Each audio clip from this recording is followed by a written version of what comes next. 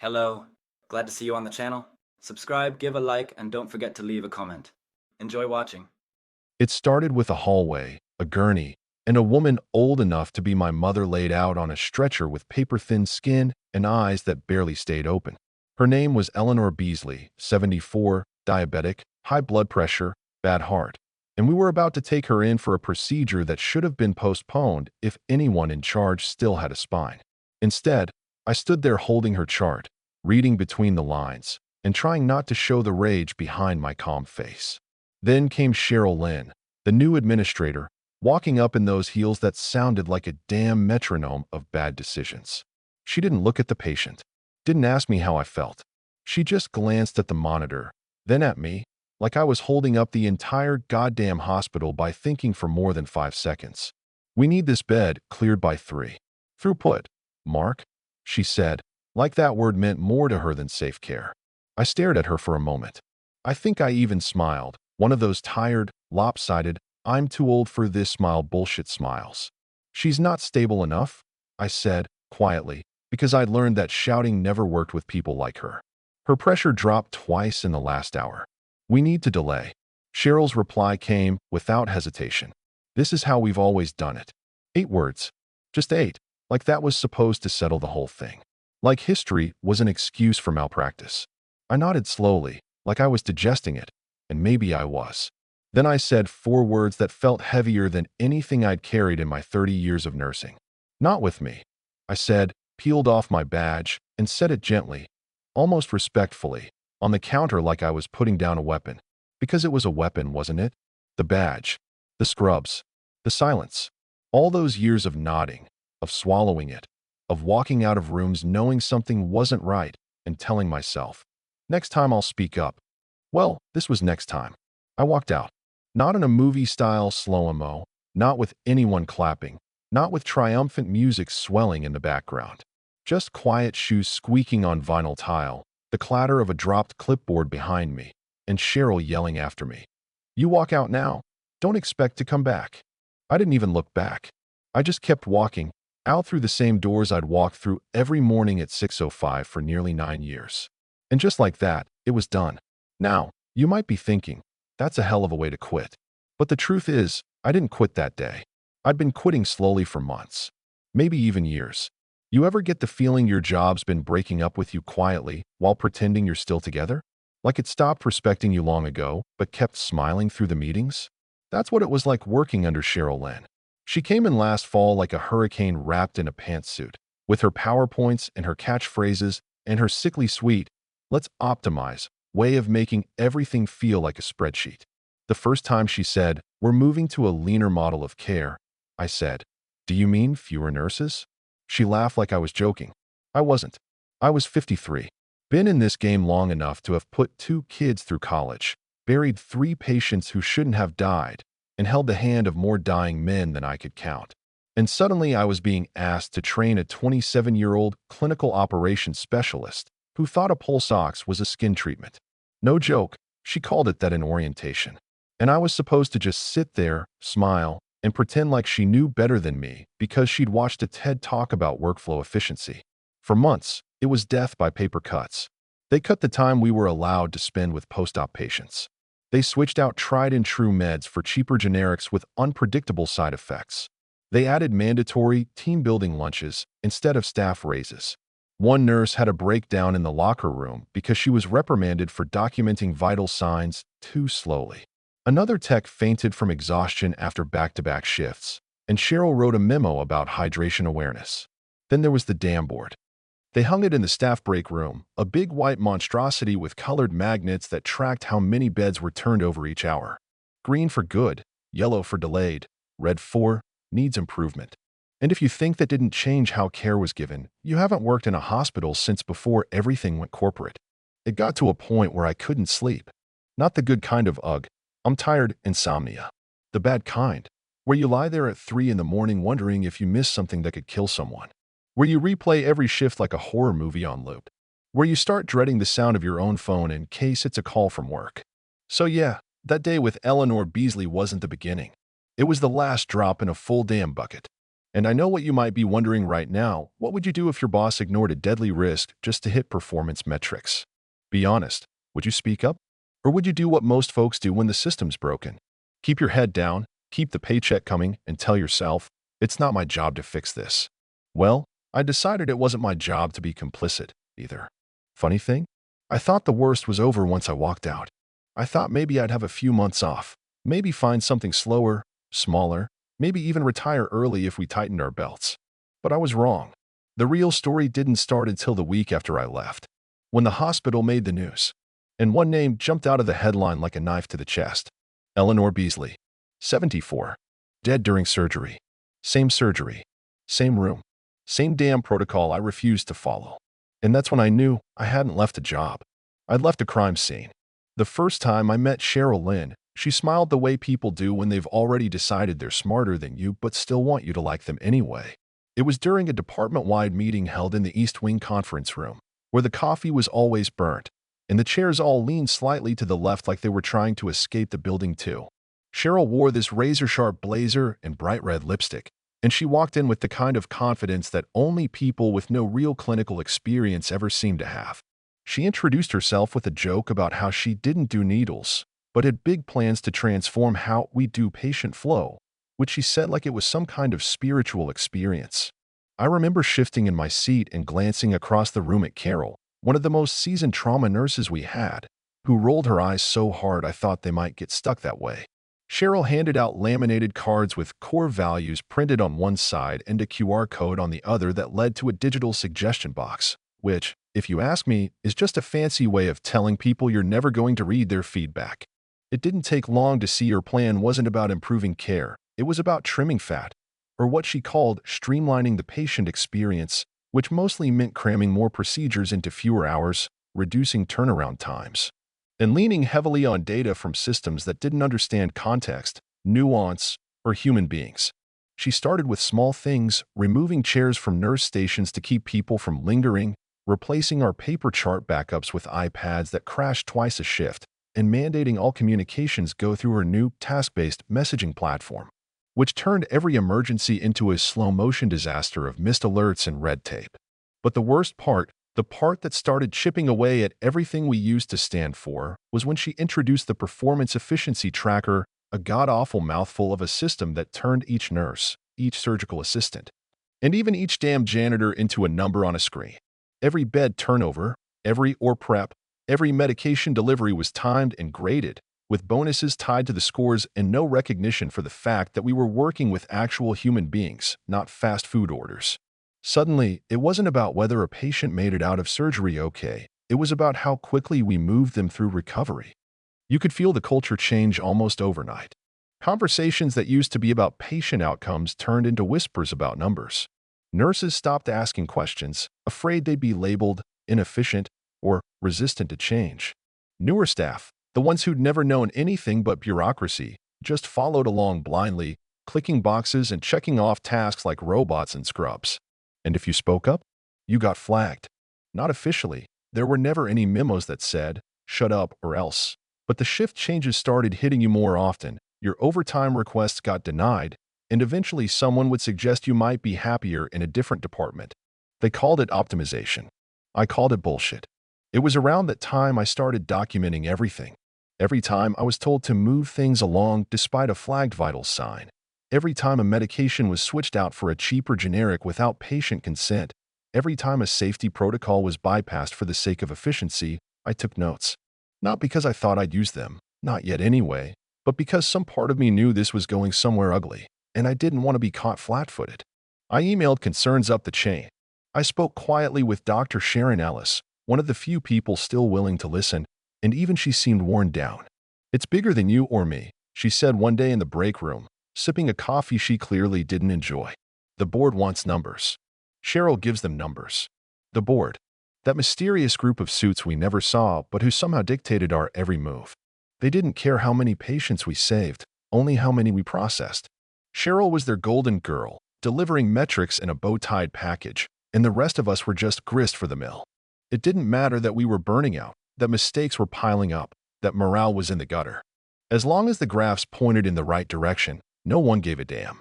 But it wasn't just the leadership. It was the way the whole place started treating the people walking through our doors. I remember one man, late 50s, came in with chest pain and got shuffled around for 2 hours because the system kept bouncing him to different care clusters. He coded right in the hallway. They revived him, thankfully, but it shook me. It really shook me.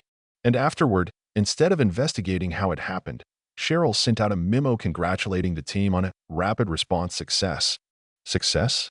The man nearly died while we were trying to figure out what algorithm to follow. By then, I was starting to feel like a ghost in my own workplace. Like the world had moved on without me, replaced with screens and buzzwords and fresh-faced techs who thought bedside manner was a brand of mattress. I wasn't angry yet, not fully, but I was tired. Tired in a way that seeps into your bones and makes everything taste like cardboard. I'd come home late, too wired to sleep, and my wife would ask, "How was your day?" And I'd say, "Fine," because trying to explain the slow erosion of your soul doesn't make for good dinner conversation. Looking back now, I think that's when the fuse really got lit. Not the day I walked out. Not even the day Eleanor died. But the day Cheryl Lynn stood in front of a room full of people who used to care and told us that passion is nice, but productivity pays the bills. That was the day I knew something had to give. And eventually, it did. The cracks were forming. The wrong people were watching. And the system that thought it was untouchable was about to get touched in a way it didn't see coming. Task. Write a gripping, emotionally intense story based on the following theme. "This isn't your business," the CEO said when I warned her about misuse of funds. I smiled, closed my folder, and left it somewhere very public. Main instructions. Perspective and tone. Write in first person, from the viewpoint of a male protagonist.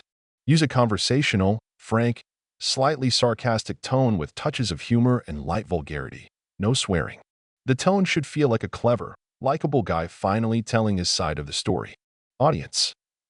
Target U.S. viewers aged 35 to 65 with a 60-40 male-female ratio. Include references and emotional beats that resonate with office politics, unfair bosses, ageism, burnout, and dignity. Length and format. The story should be structured into 5 episodes, totaling 25,000 to 30,000 characters. Approximate 500 to 600 characters per episode.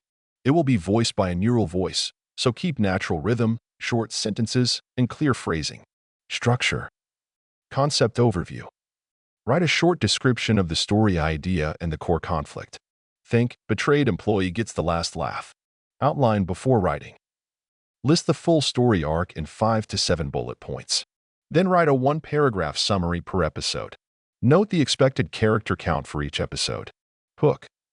Start episode 1 with a bold, tension-packed moment, e.g. the firing itself, a humiliating confrontation, a passive-aggressive office email war. Intrigue first, backstory second. Audience prompt, engagement trigger. Around the 2-minute mark, around 1,500 to 1,800 characters, add a question like, "What would you do if your boss stabbed you in the back like this?" Or "Be honest. Have you ever dreamed of getting revenge on a manager like that?" Development. Let each episode escalate. More gaslighting, more backstabbing, more emotional cost until the twist. Then, turn the tide and start the revenge arc. Characterization. Give every character a realistic name and role. For example, my boss, Carl Bennett, think of a different name every time, was the type of guy who shook your hand with a smile and then cut your hours behind your back. Conflict and emotion. Include themes like office favoritism, stealing credit for work, backdoor firing, age discrimination, greedy executives, crushing corporate culture, and contrast that with loyalty, family sacrifices, personal dreams shattered, rage, shame, and finally, satisfaction. Twists. Drop unexpected reveals every episode, old email receipts, whistleblower tricks, legal traps, or sabotage with flair. Ending. Conclude with a bittersweet, open ending. The revenge must feel earned, but leave room for the viewer to debate whether the protagonist went too far or did the right thing. Leave the final resolution implied, not shown. Narrative atmosphere. Build suspense, let tension simmer. Every scene should carry emotional or narrative weight, no fillers. Think like a Netflix drama. Optional opening line examples you can adapt for titles. "I gave this company 12 years, and they fired me over lunch. So I crashed their IPO the next week. They replaced me with a younger guy who couldn't even log in. I just watched quietly as everything I built burned. My boss said I was too old school for the company, so I showed him what old school revenge really looks like. It was a Wednesday morning when I heard about the death, not from a call, not from an email, not from anyone at the hospital, but from the 6 o'clock local news, the kind of segment they slide in between weather updates and stories about neighborhood bake sales. Just enough airtime to say something tragic without actually digging into it. The headline scrolled across the bottom of the screen like a whisper with teeth. Elderly woman dies during routine procedure at Regional General, family demands answers. My coffee cup didn't even make it to my lips. I froze right there in the kitchen, staring at the screen as they showed stock footage of the hospital entrance and a photo of the woman they'd lost. Her name hit me like a brick to the chest. Eleanor Beasley. 74. Same room. Same damn procedure. Same team I used to run before they made me persona non grata. The same patient I'd refused to wheel in for surgery just 1 week earlier. Her vitals hadn't been right. Her chart had more red flags than a political rally. And I'd walked out over it, because I knew exactly what kind of risk they were trying to brush off. And now here she was, dead on a stretcher, her daughter crying on the evening news, asking for someone, anyone, to tell her what the hell happened. I sat down slowly at the table, the cup still in my hand, heart beating hard enough to feel it in my neck. And that's when it hit me, the emails, the notes, the goddamn mountain of digital proof I'd been quietly collecting like some burned-out archivist clinging to sanity. Because somewhere in that mess of files was a message from Cheryl herself, dated 3 weeks earlier, where she'd written the words I couldn't get out of my head now. No matter how hard I tried, delay equals lost revenue. We must prioritize throughput. It had been part of a department-wide email blast following a meeting I hadn't been invited to, buried in corporate speak, but the meaning was plain as day. She told us to move faster, even if it meant bending the rules. I opened my laptop, hands shaking a little, and started digging. Folder after folder of timestamped PDFs, internal memos, flagged incident reports, and screenshots of everything I thought might one day matter. I didn't know what I was going to do with it yet, not exactly. But I knew I couldn't just sit on it anymore. This wasn't a hunch or a bad vibe. This was a dead woman on the news, and a hospital about to start spinning harder than a washing machine full of lies. I wasn't naive. I knew how they'd play it. Unexpected complications. Tragic but unforeseeable. A complex case with a high-risk profile. But I also knew the truth, and for once, I wasn't the only one. Because later that afternoon, the phone started ringing. First it was Carol, who hadn't spoken to me since I left, her voice low and unsteady. "Did you see the story?" she asked. I said yes. She paused. "They're scrambling," she whispered. "Admin's calling emergency meetings. Rumors are flying." Then came Sharon Ellis, sounding more pissed than scared. "They're trying to pin it on the surgical team," she said. "Trying to claim they went ahead without proper clearance." But I knew better. We all knew better. That doesn't move a muscle unless Cheryl signs off. She'd made herself the bottleneck on purpose, centralized oversight, she called it, so she could control every tick of the clock. That night I barely slept, flipping through documents like some kind of courtroom drama protagonist, stopping every few pages to mutter to myself, they knew. They damn well knew. Because it wasn't just one memo. It was a pattern, emails where nurses warned about short staffing and were told to focus on core duties, incident reports that got closed without follow-up, complaints from patients that disappeared into PR sanitized summaries. It was negligence dressed in a suit and tie, incompetence with a PowerPoint, and it had finally killed someone. By morning, I knew what I had to do, though the thought of it made my stomach feel like it was filled with nails. I didn't want the spotlight. I didn't want revenge, not in the Hollywood sense. What I wanted, what I needed, was for the truth to matter again. For someone to look at what I had and say, this should not have happened. So I packed up a thumb drive, backed it up 3 ways, and wrote a carefully worded letter addressed not to the hospital, not to Cheryl, but to a handful of investigative reporters I trusted not to fold the second someone waved a cease and desist. I didn't sign my name.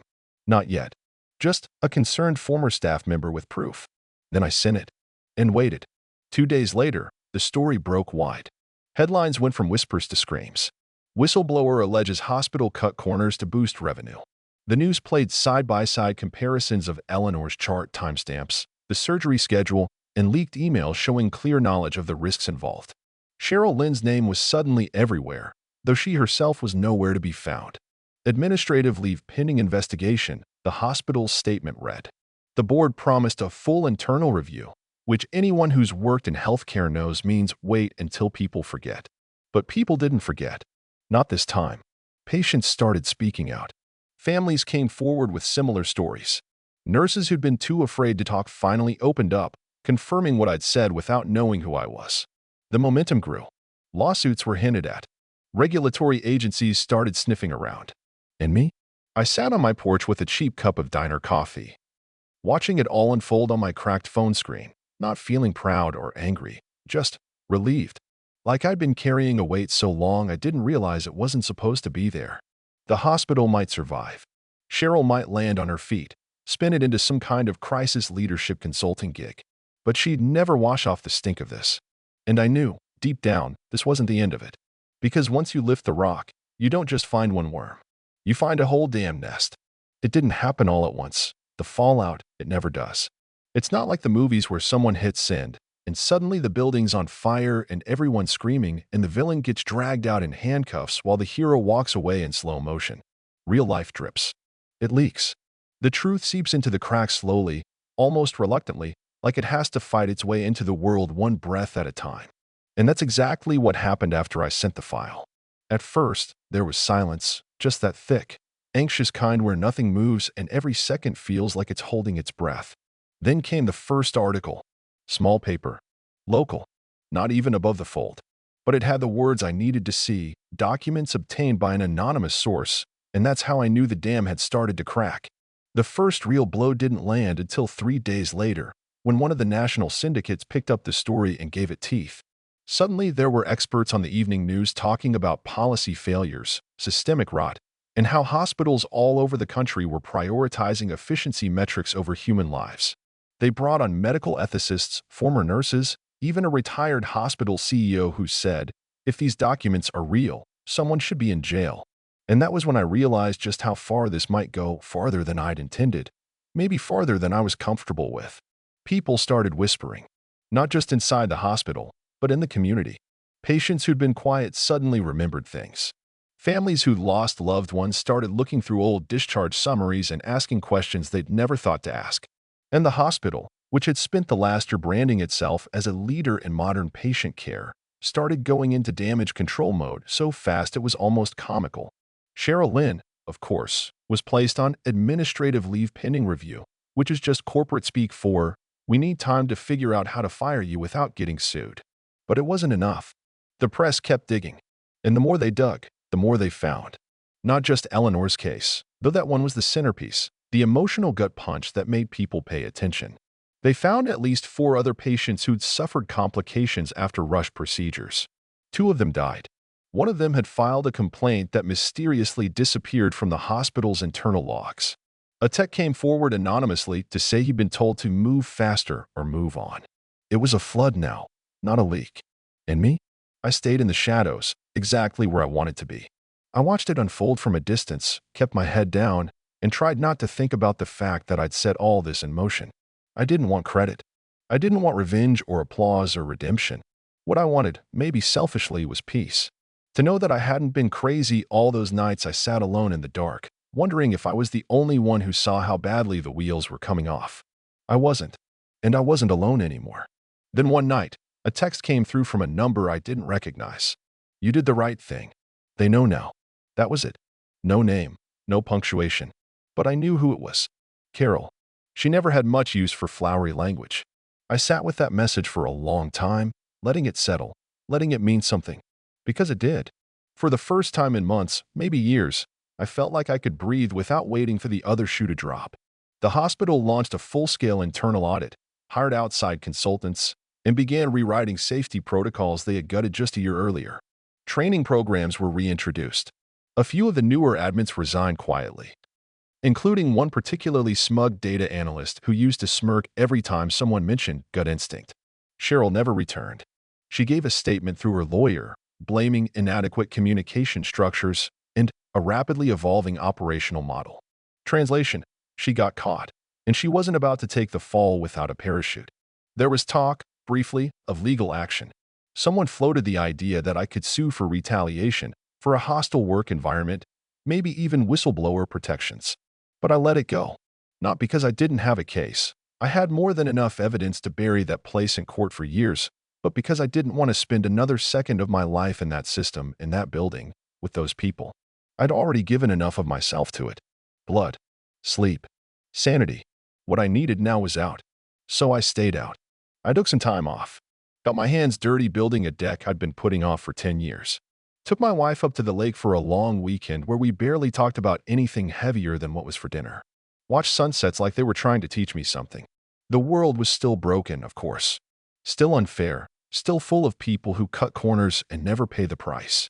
But somewhere, in one little corner of it, the truth had come out. That had to count for something. And the funny thing is, I don't know if I'd do it again. Not because I regret it. I don't. Not for a second. But because I know now what it costs. The toll it takes. The way the machine fights back, even when you're right. Especially when you're right. But sometimes, doing the right thing isn't about winning. Sometimes it's just about not letting the wrong thing keep going without a fight. So no, I didn't get my job back. I didn't want it. I didn't burn the place down either. Not really. But I left a scar. A reminder. And maybe, just maybe, the next time someone like me tries to speak up, they won't be ignored. Or erased. Or quietly pushed aside like a broken tool that no longer fits the machine. Maybe next time, someone listens before it's too late. And if not, well, there's always someone watching. There's always someone ready to leak the truth. The end, or maybe not.